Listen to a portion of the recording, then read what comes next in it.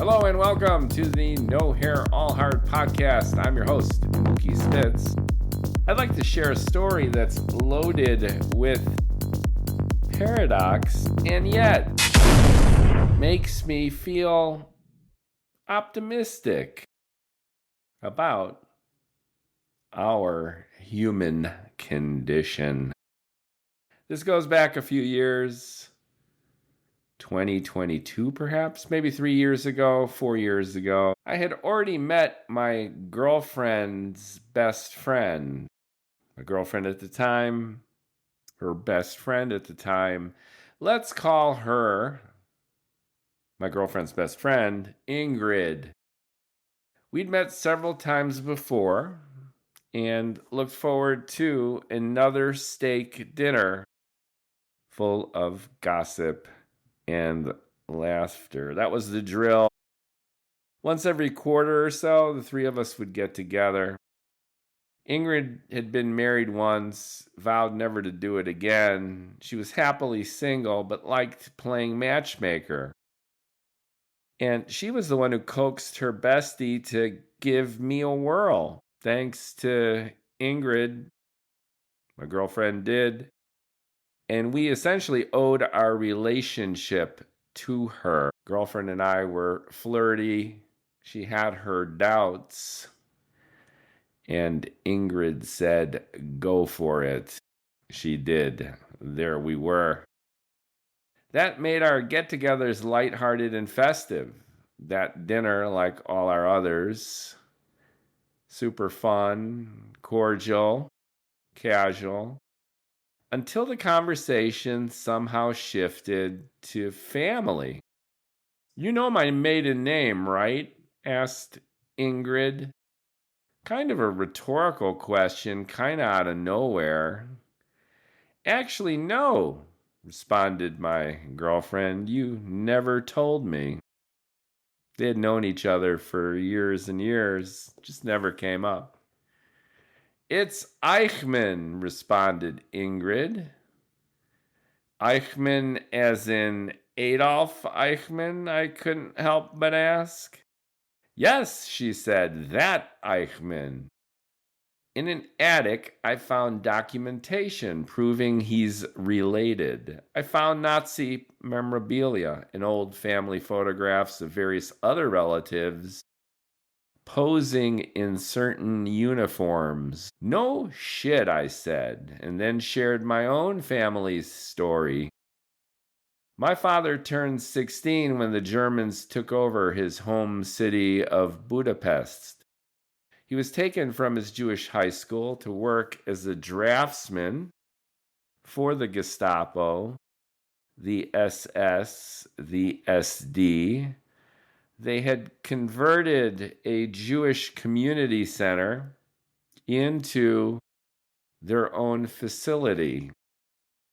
Given an office, one morning my father was told to prepare for a high-ranking officer's visit.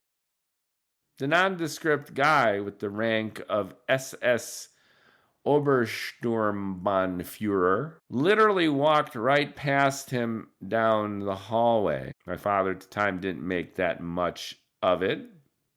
Everything went back to normal in the office after this perfunctory visit / inspection of the troops, as it were.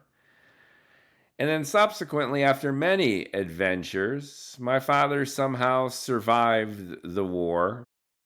He emigrated with what was left of his family to South America and found himself reading the morning paper in Caracas, Venezuela, when he turned to the first page and saw the face of that same Nazi officer who had walked right by him as he stood at attention right outside his draftsman's office door. That's him, he said out loud. Same face, same uniform.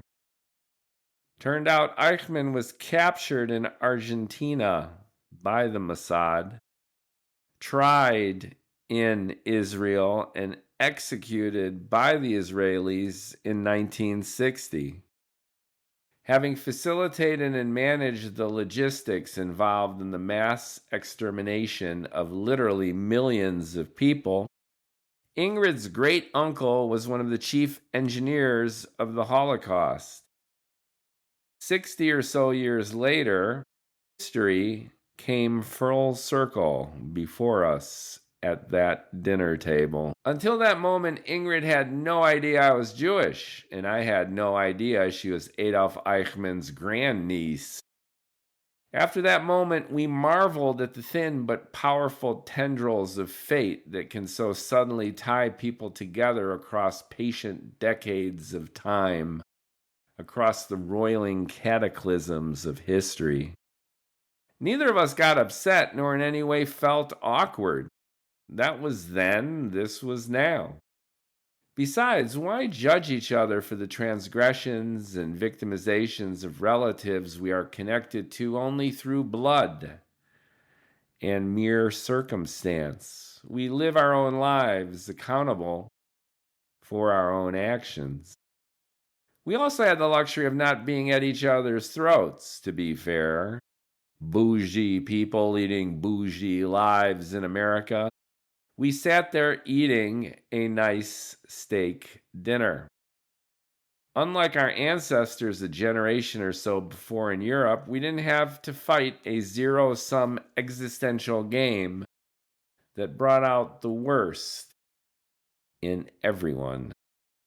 Instead, we could witness and discuss the vagaries and vicissitudes of humanity with an impartial, rational eye that gave us objectivity and hindsight to free ourselves and our families of judgment. Ingrid felt no guilt as a Nazi descendant, and I felt no blame as an ascendant Jew. Something subtle nonetheless changed between us. One second, we were the beneficiaries of history. A moment later, we became its victims. Although we didn't have to pick sides and play by the old rules, the grim reminder of where we both came from made our relatively carefree lives feel petty, anticlimactic. How does it feel to be connected to history? I asked her. Everyone's got a past, she replied, almost dismissively, and skeletons in their closet. Mine are Nazis, but at least I know who some of them are. Indeed, she did, knowing her family better than I did mine, probably because they were all murdered. Round it goes. Tribal creatures, our judgment of and behavior toward others is usually deterministic. We rarely, if ever, acknowledge that the values and opinions we consider obvious and natural are the consequence of entirely random factors, most notably where, when, and to whom we happened to be born. A Chicagoan will be a Bears fan with as much zeal as a Detroiter will be a Lions fan. Facts unencumbered by most members of both teams being non-native to their host cities anyway, or by the arbitrariness of their respective fans happening to live where they happen to do. Sports, like most things, is random that way, is tribal. Politics is similarly ad hoc and deterministic, expansive swaths of the country shading predominantly red or blue. Even in areas best described as purple these days, the main driver of an individual's party affiliation is family, begging the very question of choice.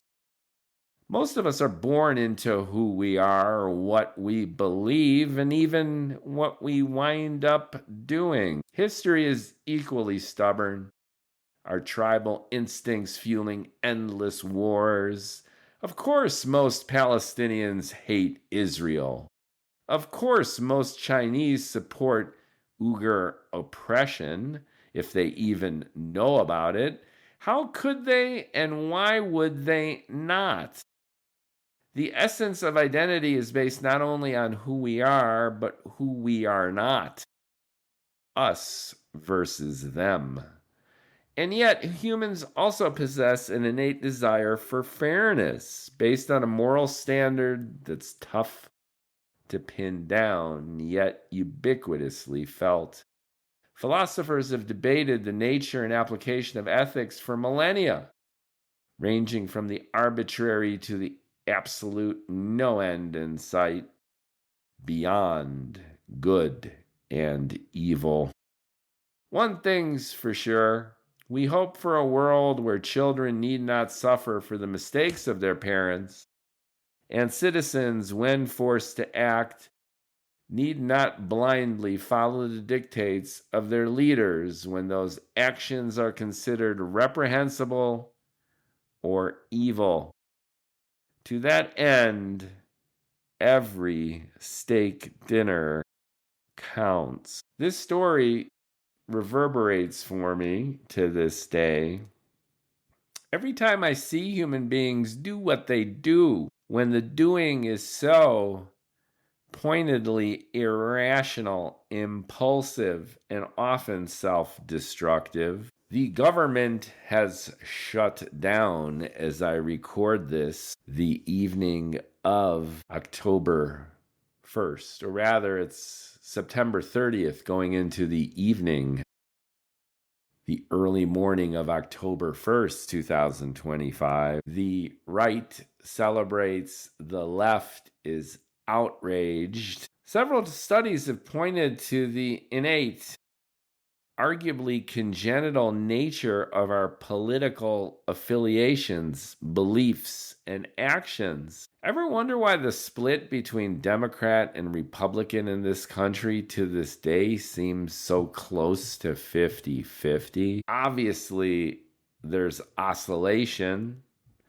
One side wins, the other loses, back and forth, but only by a few percentage points. Other studies have pointed to those who are more conservative being drawn to a sense of structure, order, authority. That's not hard to conceive of. It's almost worth doging the sociologists who think up these studies, considering how obvious the results seem to be, albeit retroactively. 50-50, the conservative brain, the liberal brain. But that begs the question as well of free will and decision and accountability. Why do we believe what we believe? Why do we do what we do? Why do we end up having the jobs that we work at? A lot of it is circumstantial. Nietzsche's amor fati, the love of fate, whether we love it or not. How much we will ourselves to do what we wind up doing. It takes effort to cut one's own way in the mold of what we would think we would want to do or could or should be doing. But that back and forth, it seems to be camouflage for what lies beneath, which is this inherent, innate disposition to believe and to do certain things based on the vicissitudes of fate, the GPS of our destinies. And that makes me wonder, as I used to wonder when I was in my college years, about what philosophers call the a priori, prior to experience. 1 + 1 = 2, not really proven until Alfred Russel Wallace and Whitehead did the Principia Mathematica, where I think they spend about 80 pages getting to that proof. But 1 + 1 is 2 in this universe based on those symbols, and in all universes based on those symbols, independent of experience, independent of circumstance. 1 plus 1 is 2.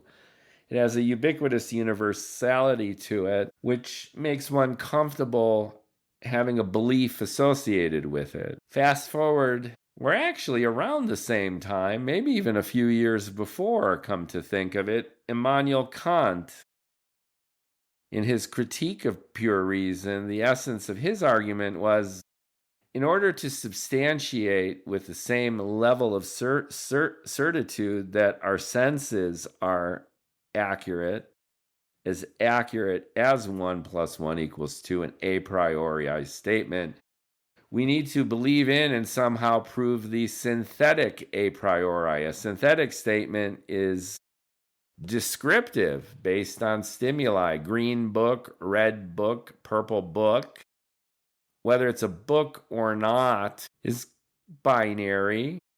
Kind of a priori in its own way, existing or non-existing, but the colors are adjectives we affix based on stimuli.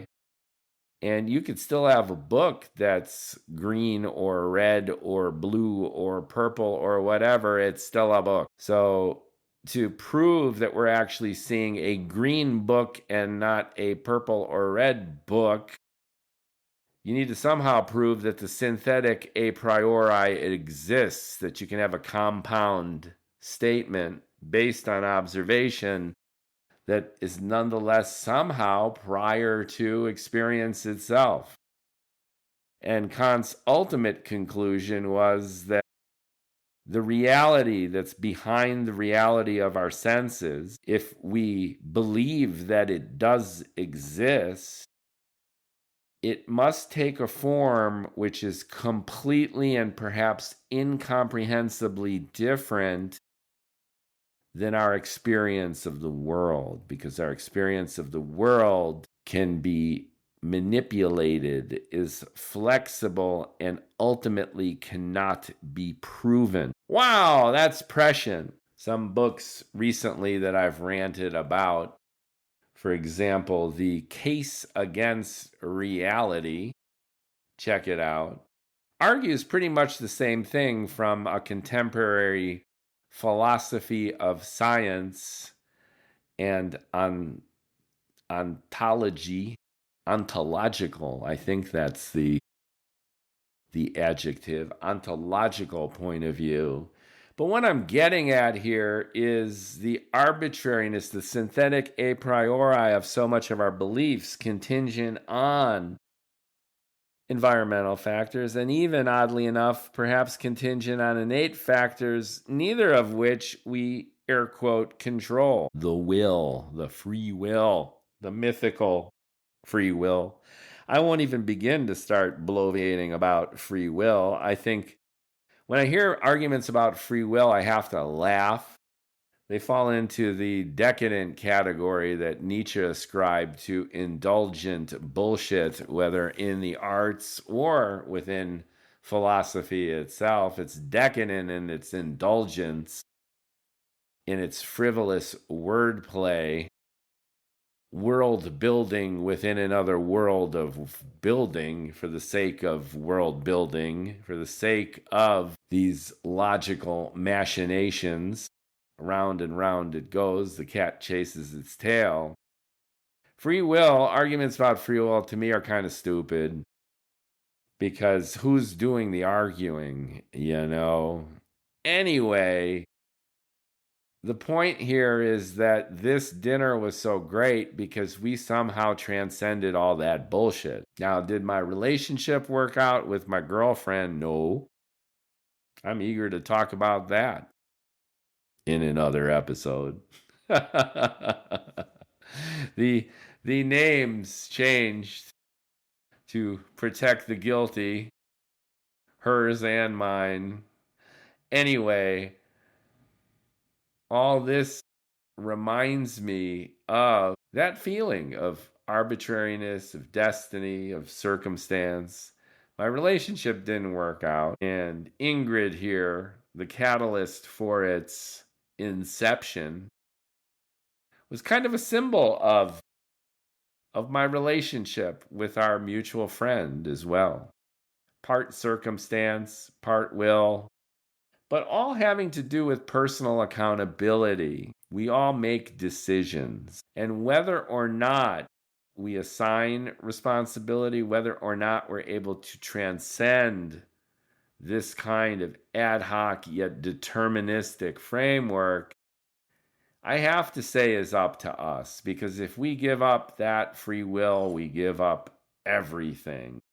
I bother. So when we consider the news, when we look at the chaos of our politics, of our culture, don't give it up. Don't just shrug it away. Keep your own dignity.